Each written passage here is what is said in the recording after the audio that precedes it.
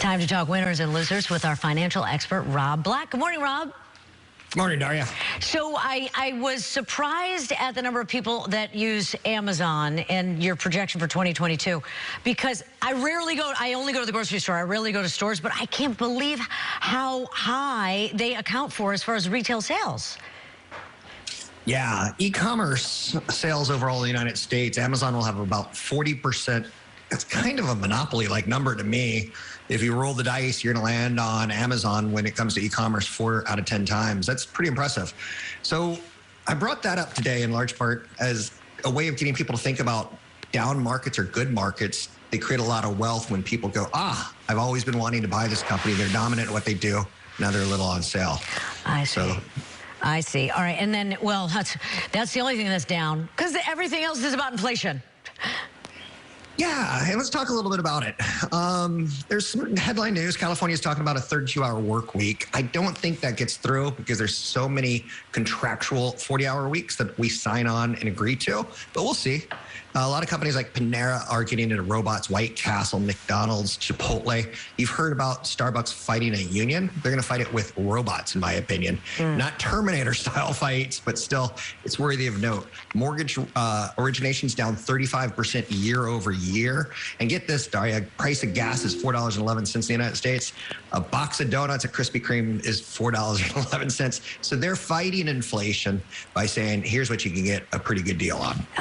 That's the only thing, though. Everything else is... I go to the grocery store. I know that Easter's coming and you track the egg prices, but everything costs more. Everything.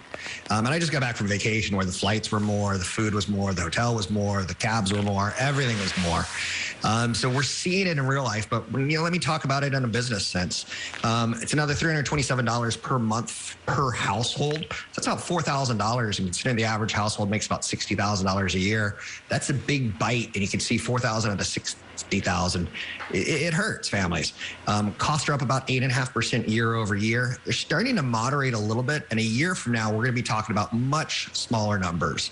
But a year's a long time, Daria, and people are freaked out. Food's up 8.8%, rice, beef, fish, fruits, vegetables, everything's up at the grocery store. I know that because I shop for my family's groceries, and I don't want to lose a kid, but let's just say I got two. I got two if I lose one. Oh, okay. It's one less mouth to feed. You could feed them half. Cut back. And I'll put GPS on them so someone else can find. What's going on? Gasoline prices, everything's higher. So well, I know a year from now, actually by November of this year, we're going to start talking less about this, but it's a tough environment to win in the stock market, higher inflation. Quick last note, and that is, because you mentioned the kids, all the kids love TikTok. Do you even have it? Because all the other ones, they've overtaken everything else, Twitter and well, forget Facebook. The kids don't use that anymore. It's interesting to note. Kids are using it. You're right. They're going to pass. TikTok's has already passed Snap and Twitter combined in ad revenues. It's a Chinese company. I say that as a warning to the Bay Area. We have Silicon Valley, but no one cares about Facebook, who's under 30 years old. Only 30% engagement, whereas Snap's getting 80% engagement. TikTok's getting 84% engagement. Instagram's gets about 89%. So they're still a winner, and they're part of Facebook.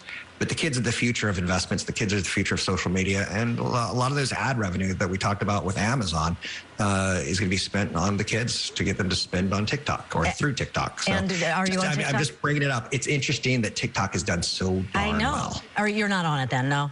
I'm not, but my kids are, and I'm okay with it. I think they do a better job of privacy and moderating content than Instagram or Facebook does. All right, well, thanks a lot. Tell me when you do get on there, and I'll follow you. Thank you, Rob. And if you want to reach Rob, you can't TikTok him. I don't think that's a thing. You can email him, or you can reach him on Facebook or Twitter. We'll be right back.